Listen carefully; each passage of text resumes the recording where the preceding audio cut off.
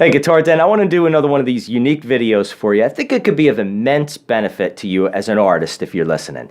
So have you ever heard anybody say about how if they want to gauge how far away a thunderstorm is, they watch the lightning and then count how many seconds before they hear the thunder, and that'll determine how far away the thunderstorm is, right? Have you ever heard anybody say that?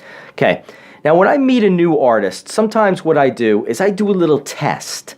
I say, what governs the music business? And I wait, and I could determine how far they're going to go in the business based on how long it takes for them to answer that question, and obviously what their answer is. So if anybody's been in the business for 10 years, 20 years, 30 years, I say, what governs the music business? Money. Done. If somebody's they're just going into the business, I say, what governs the music business? And you hear, well, then I see this look. Well, talent is really important. Or whatever. Okay, good. Okay. Yeah, obviously they haven't been in the business a long time. Now, I understand what you're thinking. If you're an artist, you hold your art sacred, right? There's a spiritual element to your art, and you want to keep it sacrosanct. You don't want any outside business influences to pollute that art, and I agree with you 1,000%. Charles Bukowski, the famous writer, said this. He said, as soon as somebody starts writing for their audience, thinking what the audience will like, they're done. It's over. You write for you. Bukowski wrote for Bukowski. And if you listen to the first 3 albums of any great band, whether it be The Police, Black Sabbath, Bruce Springsteen, Led Zeppelin, all these great bands, generally speaking, there was a firestorm of activity in the first 3 albums, and then you could hear them mature, and arguably speaking, they kind of start to go downhill because their youthful fire and energy is now being probably overcome by these business interests. And I have something that I think would really be of immense benefit to think of it in a certain way.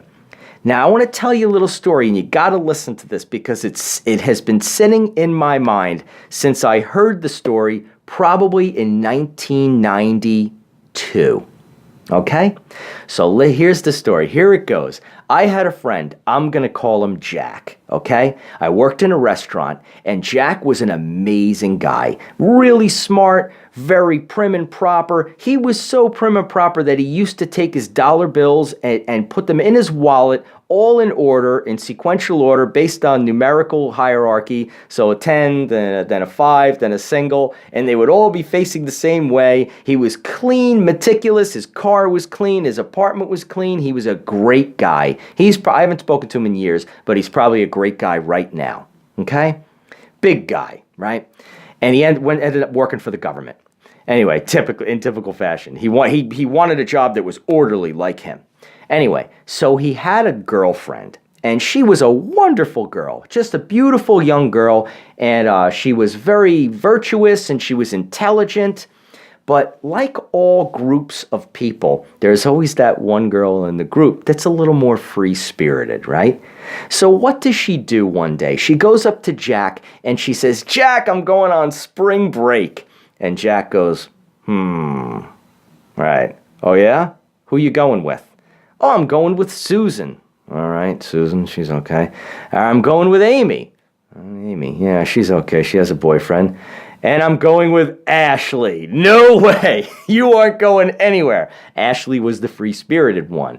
So what ensued was a 3-day argument between Jack and his girlfriend about her not going to spring break on vacation with this free-spirited girl, right? And all the temptations that were going to...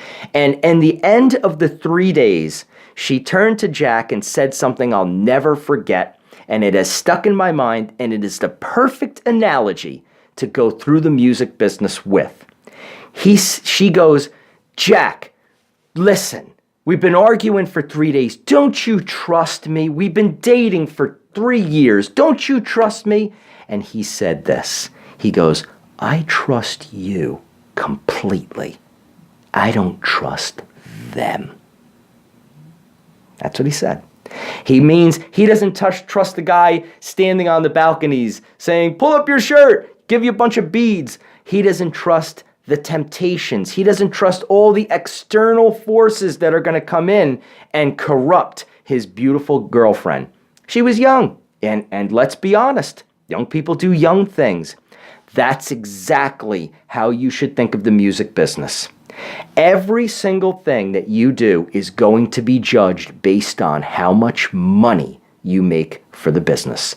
Whether it's there's no way around this. I've thought about this a million times. I've seen it transpire a million times. You will be judged by your draw in the bar. If you're in the magazines, you'll be judged how many papers are sold, and they're struggling right now. Even if you get a grant, eventually it'll come back to money somehow, some way. That grant is going to come back to money.